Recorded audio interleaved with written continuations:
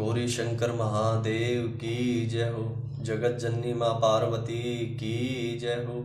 सभी साधकों और सभी भक्तों की जय हो। आज का विषय, आज की चर्चा भील, स्वरूप, गणेश्वर और तपस्वी अर्जुन का संवाद है। कथा को, सत्संग को सभी साधक भक्त बहुत ध्यान से सुने। बहुत ही महत्वपूर्ण विषय है। परम पिता परमात्मा शिव जी की भक्त वत्सलता से युक्त तथा उनकी दृढ़ भक्ति से भरी हुई लीला सुनिए।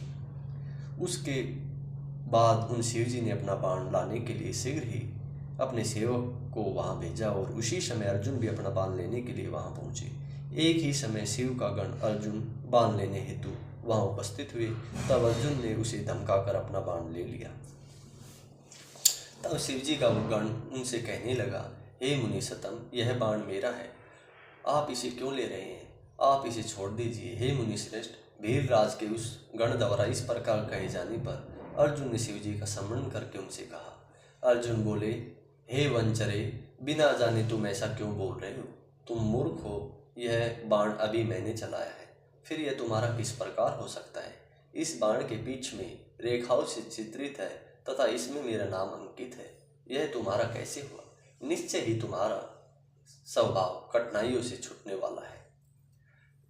उनकी यह बात सुनकर गणेश्वर उस भील ने महर्षि रूपधारी उस अर्जुन से यह वचन कहा, तपस्वी सुनो, तुम तप नहीं कर रहे, तुम केवल वेश से तपस्वी हो। यथार्थ रूप से तुम छल करने वाले हो। तपस्वी व्यक्ति असत्य भाषण कैसे कर सकता है? तुम मुझे सेनापति को यहाँ अकेला मत समझो। मेरे स्वामी भी वन के बहुत से भीलों के साथ यहाँ विद्यमान है। वे विग्रह तथा अनुग्रह करने में सब प्रकार से समर्थ है। इस प्रकार जिस बाणों को तुमने लिया है वह उनका ही है। तुम इनकी बातों को अच्छी तरह जान लो। यह बाण तुम्हारे पास कभी नहीं रहेगा।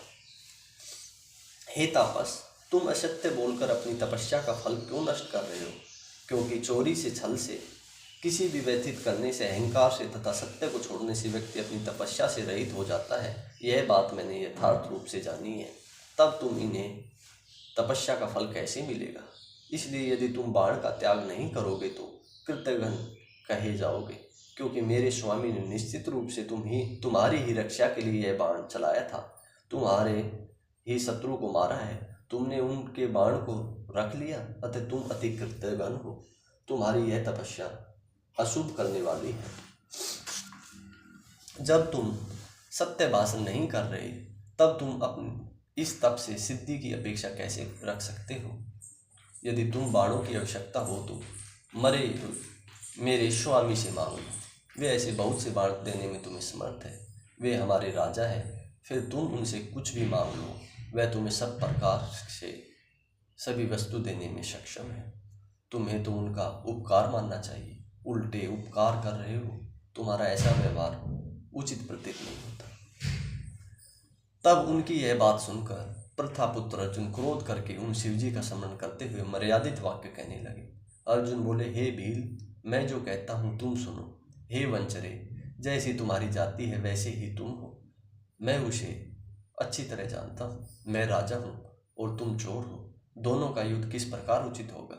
मैं बलवानों से युद्ध करता हूँ, अधमों से कभी नहीं। इसलिए तुम्हारा स्वामी भी तुम्हारे समान ही होगा। देने वाला तो हम कहे गए हैं, तुम तो वंचरे हो, चोर हो। मैं भील राज से किस प्रकार अयुक्त याचना कर सकता हूँ? हे वंचरे, तुम ही मुझसे बाण क्यों नहीं मांग लेते? मैं वैसे बहुत से बाण तुम्हें दे सकता हूँ। मेरे पास बहुत से बाण हैं।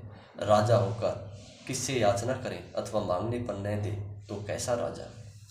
हे वंचरे, मैं क्या कहूँ? मैं बहुत से ऐसे बाण तुम्हें अभी दे सकता हूँ।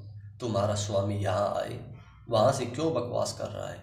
यहाँ आकर मेरे साथ युद्ध करे और मुझे युद्ध में पराजित करके तुम्हारा सेनापति भीलराज इस बाण को लेकर सुख से अपने घर चला जाए। वह देर क्यों कर रहा है? महेश्वर कृपा से उत्तम बल प्राप्त किए अर्जुन की इस प्रकार की बात सुनकर उस भील ने कहा।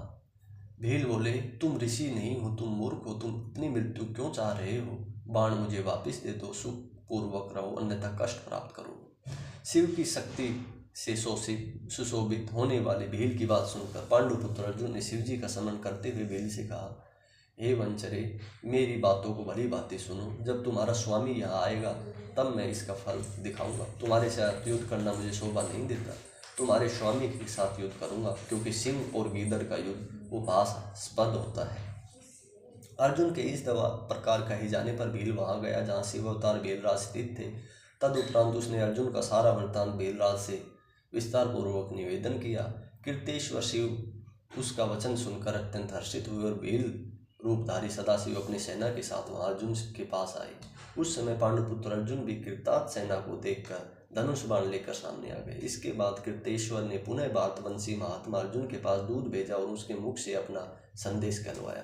किरात बोला, हे दूत, तुम जाकर अर्जुन से कहो, तपस्विन, तुम मेरी इस विशाल सेना को देखो, मेरे बाण को मुझे लौटा दो और चले जाओ। सवलभ कार्य के लिए इस प्रकार क्यों मरना चाहते हो?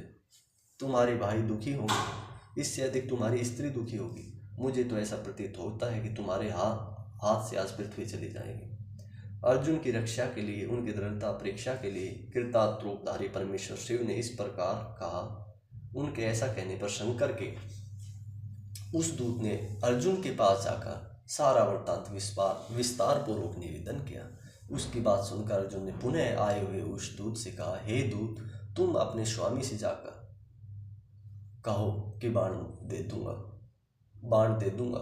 मैं तो कुलंकी हो जाऊंगा, इसमें संदेह नहीं है। भले ही हमारे भाई दुखी हो, भले ही हमारी विद्या नष्ट हो जाए, किंतु बेलराज मुझसे युद्ध करने के लिए अवश्य यहाँ आए। सिंह गिदड़ से डर जाए, यह बात मैंने कभी नहीं सुनी। इस प्रकार किसी वंचरे से राजा डरे, ऐसा नहीं हो सकता। पांडुपुत्र अर्जुन के इस प्रकार कहने पर भील ने अपने स्वामी के पास जाकर अर्जुन द्वारा कहे गए उस सारे वृत्तांत को विशेष रूप से वर्णित किया। तब इस वृत्तांत को सुनकर कीर्तेश वेशधारी महादेव सेना सहित अर्जुन के पास आए। तो आज का विषय, आज की चर्चा, यह अर्जुन का वन में जो तपस्या कर रहे थे उस समय का संवाद है। आज का विषय चर्चा यहीं संपन्न होती। सभी साधकों, सभी भक्तों को ओम नमः शिवाय, हर हर महादेव।